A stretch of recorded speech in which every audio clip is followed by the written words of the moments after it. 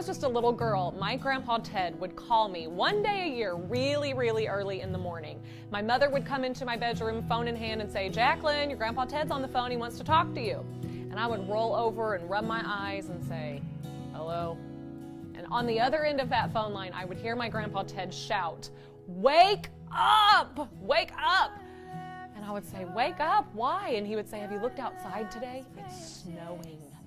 Well, for any child, you say the words, "It's snowing," and they are up out of bed. And I would run over to my window and throw back those curtains and look out over the fields of our farm.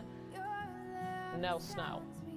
I would get back on the phone and say, "Grandpa, there's no snow outside my window." And he would be laughing and snorting, and he would say 2 words to me: "April Fools."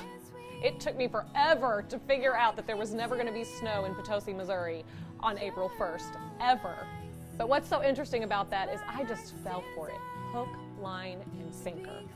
And I have to tell you, as I look around the world that I live in my own community, in the schools my children attend, in the grocery store, even in my own church, I am convinced that there are so many of us who are falling for things that simply are not true. We have a real lack of understanding for the truth. And I just believe that the Bible is the key for us to know truth. And when we know that truth, it will set us free. That's why I'm so excited to introduce to you a Bible study that I've just written. It's just been published, called King Hezekiah, Examining a Life of Bold Faith. I have been in church my entire life, and I was so familiar with the story of King David, a man after God's own heart, King Solomon, the wisest and wealthiest man who ever lived, Queen Esther, who was born for such a time as this. But I was strangely unfamiliar with the name King Hezekiah when I first came across it in Isaiah chapter 36. God stopped me in my tracks in those pages, and I began writing in the margins of my Bible, the Bible study that I'm now able to hold in my hands. It's written over a period of 5 weeks for you to study, 5 days each week. Take you somewhere between 10 and 30 minutes, depending on how quickly you study or how much time that you need.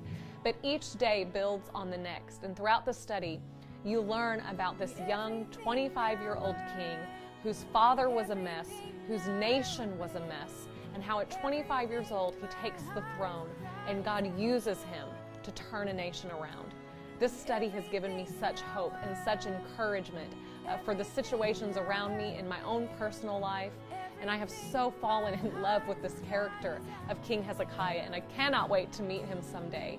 But I want you to know, more importantly than that, through this study over the almost 5 years now that it took me to get it completed, I have so fallen in love with my God and with Jesus Christ, my Savior. And I hope that as you read it, you begin to uncover the truth about who God is and about what He has for us. I cannot wait for you to get it in your hands. King Hezekiah, Examining a Life of Bold Faith.